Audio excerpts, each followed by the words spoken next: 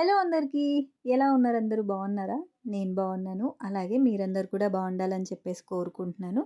Birthday వీడియోకైతే మంచి response వచ్చింది. ప్రతి ఒక్కరికి కూడా thank you. Thank you so much.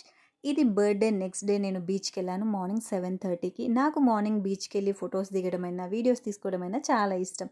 ఆ టైంలో చాలా మంచిగా వస్తాయి అందుకని చెప్పేసి. మరి మీలో ఎవరైనా ఇలా ఇంట్రెస్ట్ ఉన్న వాళ్ళు ఉంటారా? మార్నింగ్ టైం బీచ్‌కెళ్ళడం ఇష్టమా? కింద నా కామెంట్ సెక్షన్‌లో నాతో షేర్ చేసుకోండి.